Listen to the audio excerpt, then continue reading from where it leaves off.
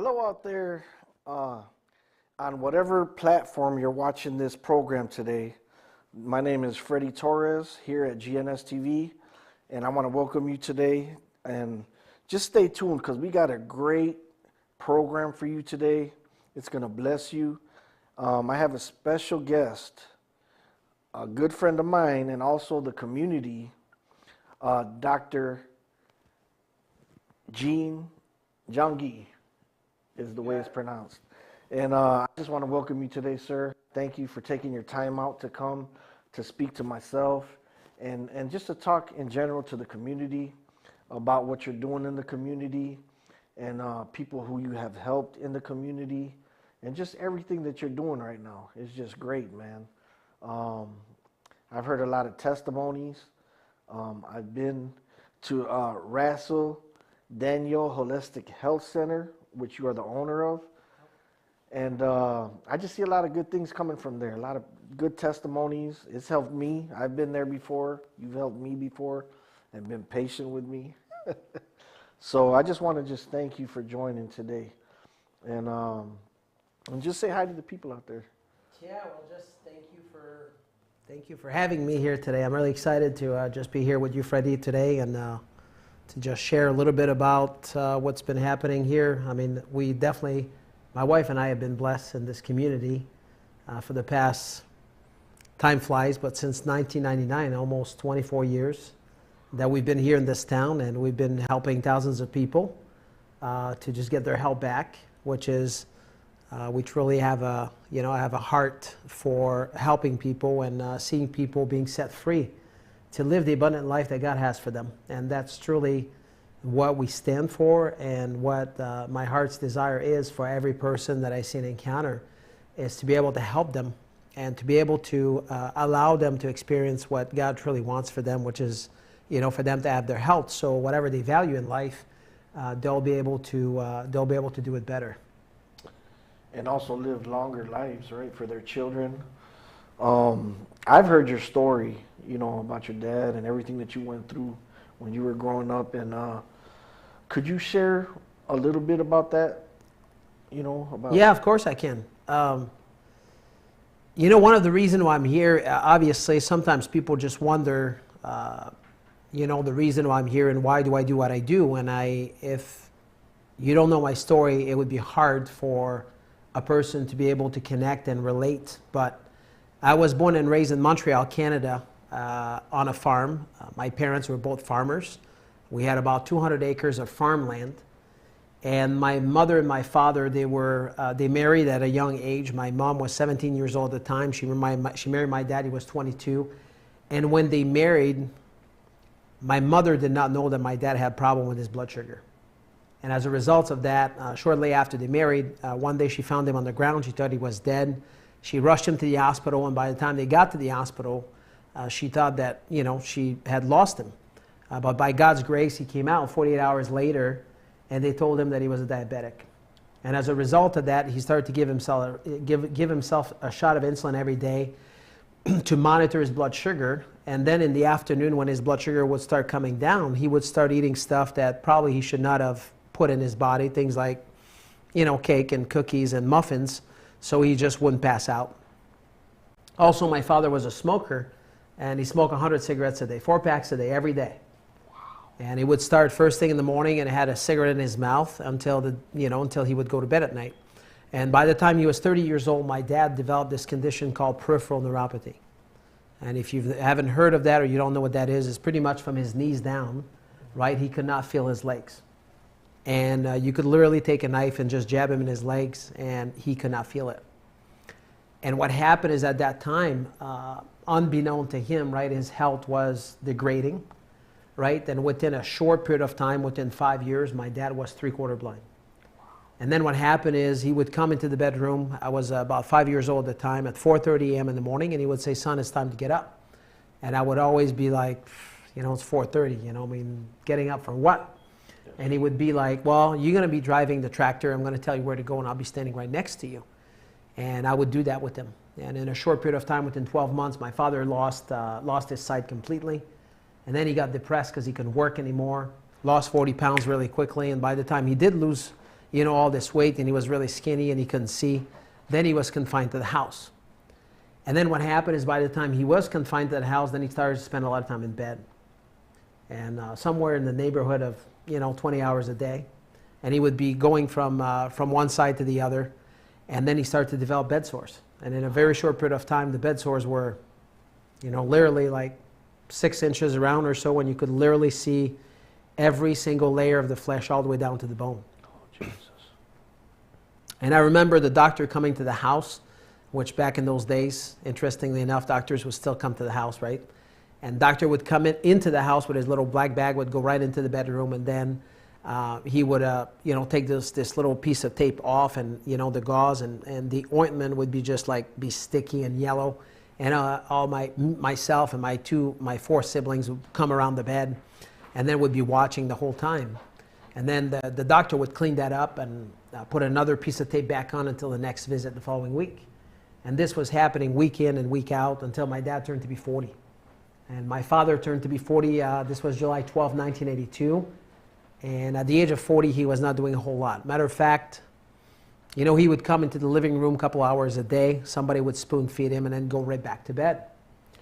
And then what happened is 3 months later, September, he really wasn't feeling well one day. And then my mother decided to call the ambulance.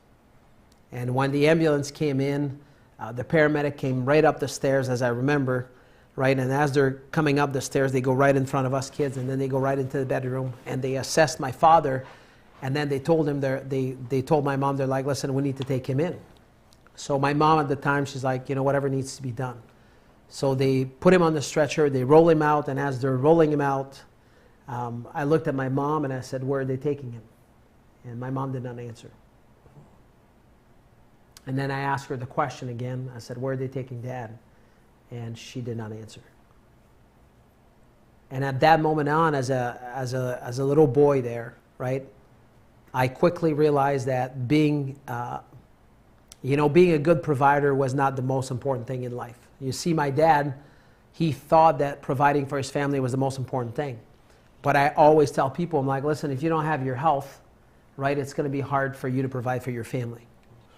And then what happened is, after he left that day, right, my 2 brothers were next to me, my 2 sisters were next to me, my mother was just right there on the side, right in front of the bedroom. And then when my dad left that day, my father had a heart attack on his way to the hospital. And I never saw my dad again. And I always tell people, I'm like, listen, if my father would have been into an environment where people were truly teaching about health and wellness, 10 years prior to him dying, right, the chances are that would never have happened to him, right? The chances are he would have seen me graduating, he would have seen my wife and I getting married, he would have seen our children playing sports, but that never happened. And the reason for that is because nobody has ever taken the time to, to truly to get through him, to educate him, to understand that, especially as a man, for us men, it's kind of part of in our DNA that you're like, you're supposed to provide for your family, yes, which I'm all for that. However, if you don't have your health, you can't do that, right? So that's what Freddie heard before. This is really my story, and that's the reason. This is what kind of fuels. This is my fuel on a day-to-day basis when I get up in the morning to just to know what I'm here for, because I would never want anybody that I know of, right, that I get to meet, or any patient that comes to my office, whether it's you or anybody else, to have the same experience, right? To just miss on this understanding that, God really wants you to be healthy, and you just have to understand that you just have to know what needs to be done in order to get there. So I can definitely see the passion, and I heard your story before, man, and it just tore me to pieces, especially when you were saying, telling your story. What would you say to somebody out there that may be going through a similar situation like that? Are they able to reverse their diabetes if they stop, if they stop eating what they're eating, possibly smoking, how they may be smoking? What would you say to the people out there? Is there something they can do? You know, Freddie, this is a great question, because what I often see is people kind of get discouraged, or they're like, you know what, there's no hope for me. And truly what I want to say to you today, and I think it's a great question to address that, because if you are that person out there and you think that, you know, it doesn't matter what I do, it's not going to work, I just want you to know that it is not true. Because the day that you stop smoking, or the day that you smoke one less cigarette, you're already better, right? The day that you eat one less cookie, you're already better. The day that you put your shoes on and you get out there for a walk, you're already better, right? You see that there's things that is required for your body to be healthy. Is you got to think well, you got to move well, you got to eat well, and you got to have a body that is functioning 100%. And in any one of those categories, as soon as you take a step right in that direction, you will automatically start getting better. You have to. It's impossible to have a plant that is dying and start giving water to the plant for the plant not to get better. And I like to give the analogy of the plant, because you could give water to the plant for 30 days. The plant might not be all better, but it is necessary for the plant to get water in order to get the plant's health back, right? The plant might need to have good soil as well. The plant might need to have sunshine, just like your body needs to have. You got to move well. You got to think well. You got to be able to put real food in your body. But as soon as you get on this journey, right, it's impossible not to be heading in the right direction. Now, when conditions are advanced, like for instance, you were alluding to diabetes, like my father. There's different types of diabetes, but what you see most frequently today, you see that people have diabetes type 2, which I always tell people, this is a condition, this is a chronic illness that is life-induced, right? That is lifestyle-induced. And what that means is we've done it to ourselves.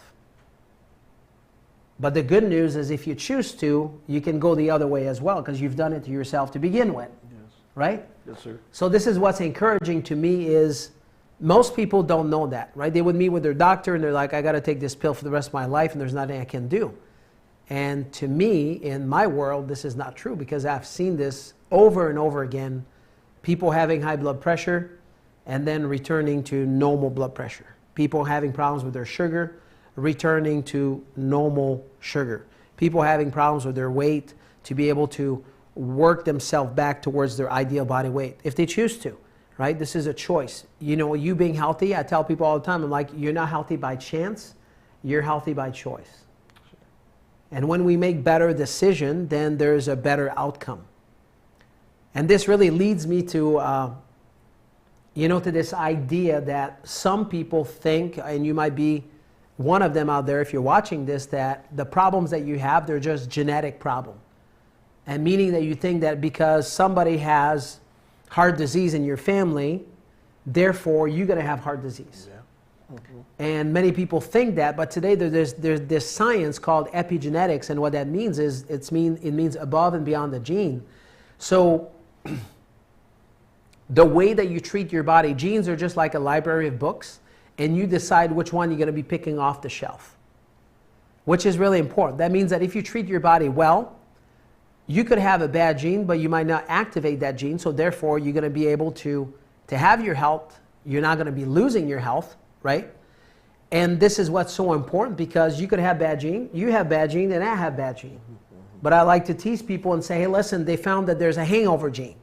But if you don't drink, you're not going to have a hangover, right? Right. Think about that. There's hundreds of thousands of women in this country that have the breast cancer gene, but yet they don't develop breast cancer. Right.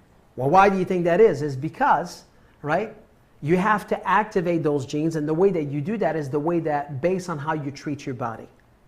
So if you and I, Freddie, start on this journey of taking better care of our body, then even if you have bad gene, you don't have to activate them. So it doesn't mean that because somebody in your family had a heart disease that you're going to have it. Yes. And that is really important, and we should be excited by that. And I'm excited by that, because that means there's something you can do about it. Right. And there's many of you out there that's been told, they're like, hey, listen, you know what? People have diabetes in my family. It runs in my family. And I like to say when I do classes, some of you have heard this before, maybe if you've heard me speak before, but I always tell people, like, listen, the only thing that runs in people's family is silliness, right? And what that means is if you make the same decision over and over again, from generation to generation, the outcome is going to be the same. But if you make different decision, then you're going to have a better outcome. And that's really all that is, which it sounds pretty simple. But obviously, you don't want to just have information, but you all want also take some action with that. So what you're saying is that just because people in your family have had either diabetes, heart disease, or any other kinds of sicknesses, if you don't eat those greasy foods or those, cookies and ice cream all the time and sodas, you don't have to suffer with that. You can change that and have a longer life with people like yourself coaching and helping. So I commend you for that, Doctor. Freddie, you're just, the answer is yes, 100%. This is exactly what I'm saying, and that's what I tell people. People would say to me, well, Dr. Jean-Guy, aren't you afraid that the same thing is going to happen to you because your father had it?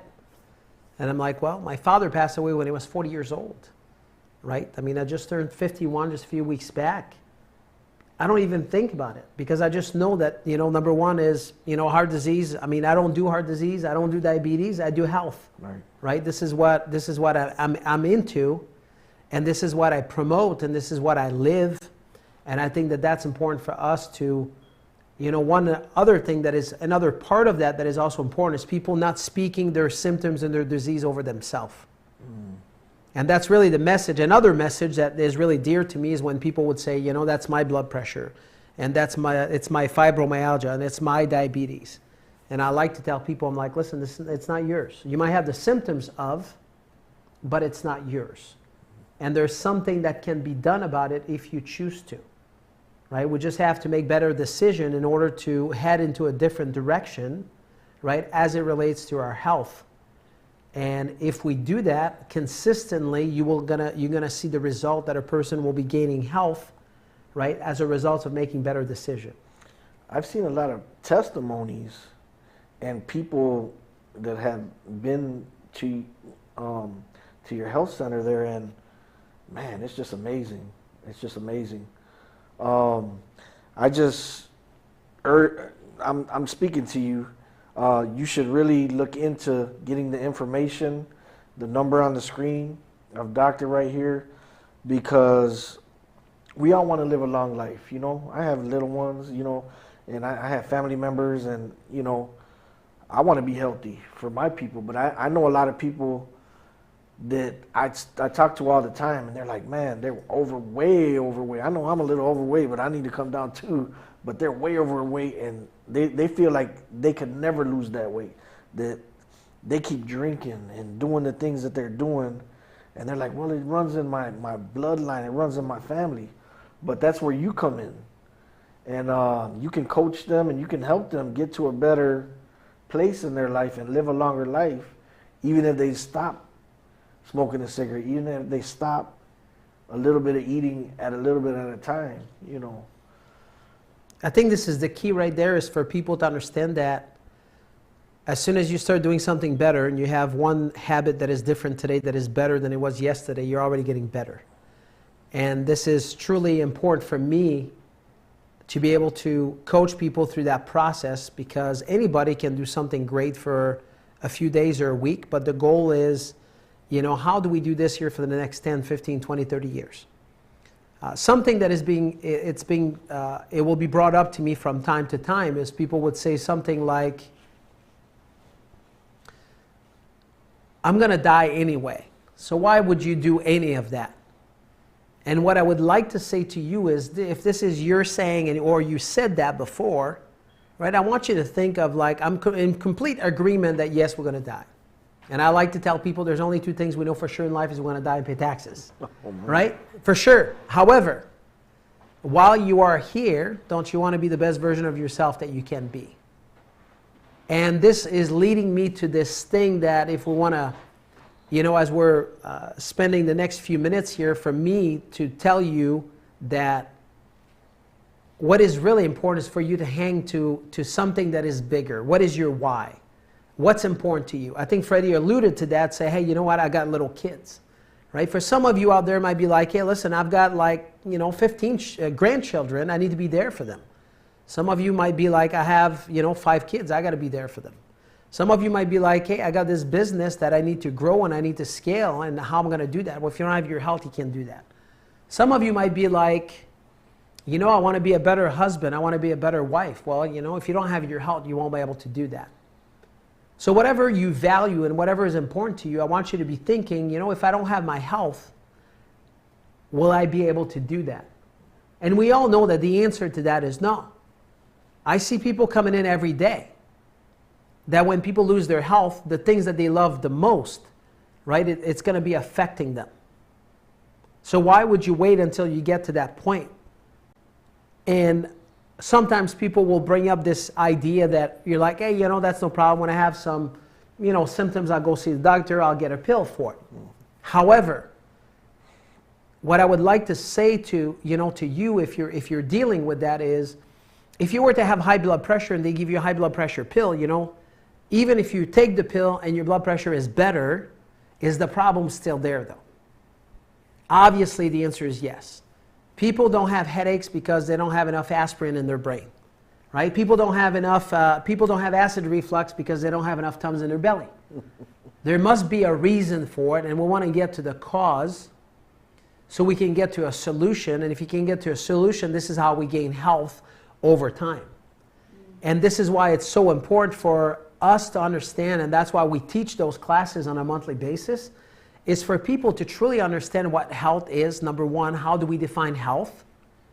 Is health like, I'm managing my disease? Is that what health is? If I have diabetes, I take the pill for it? To me, it's not. Is health is when I don't have any symptoms?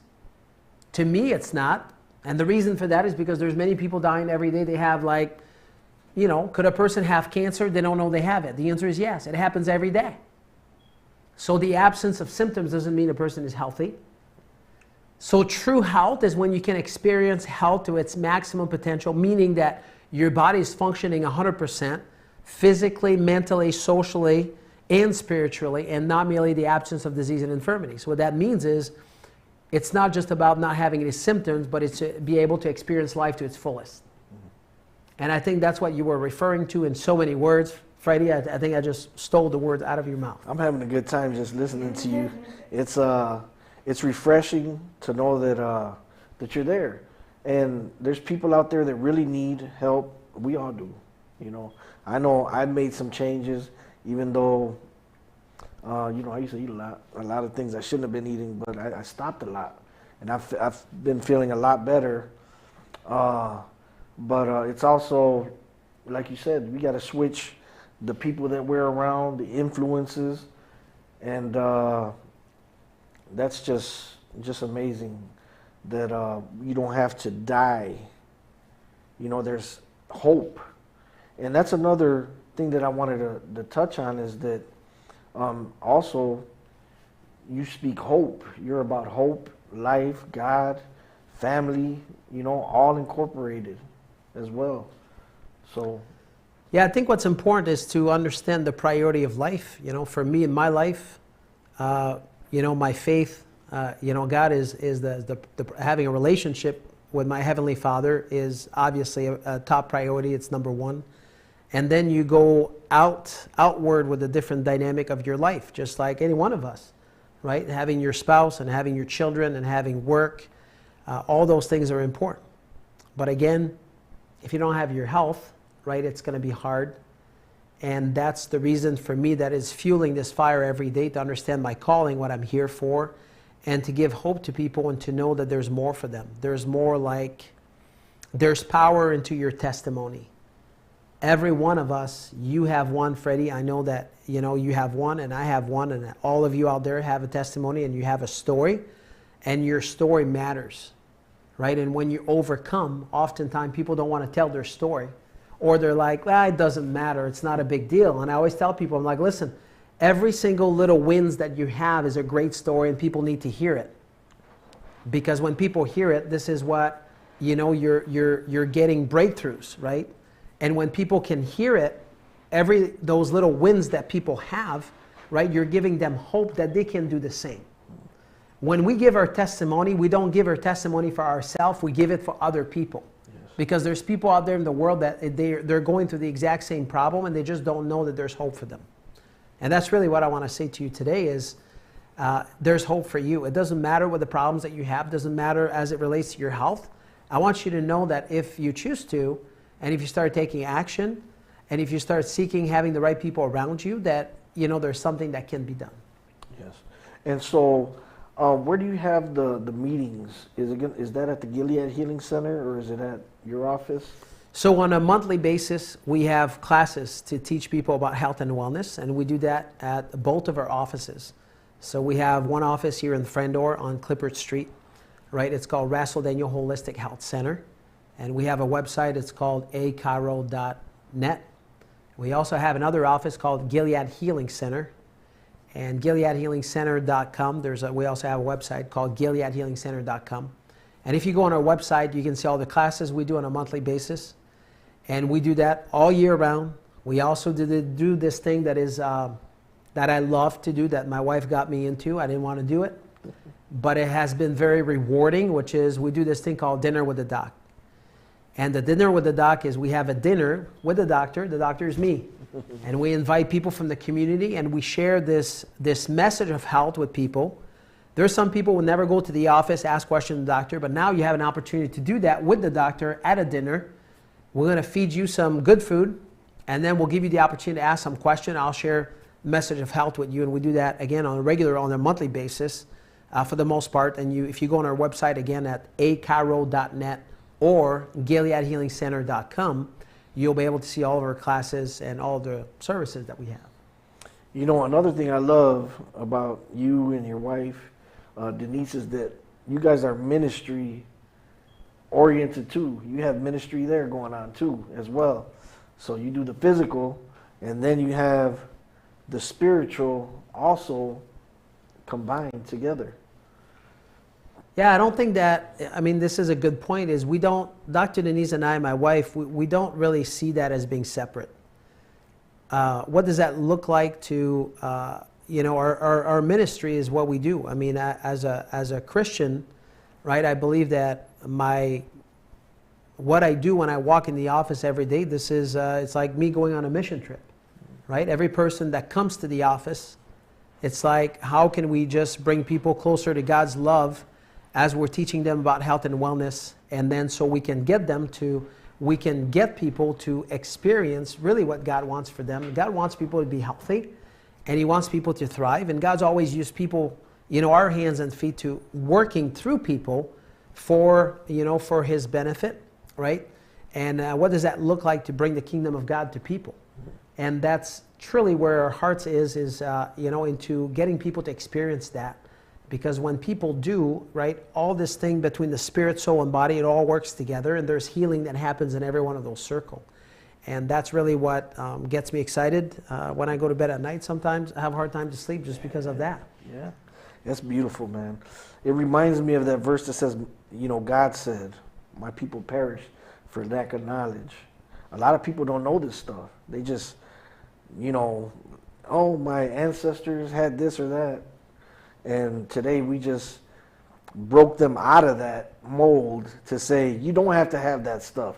And even if you're having the symptoms, you can come and see doctor, and he will take care of you and point you in the right direction and let you know you've been doing this for 30 years or plus.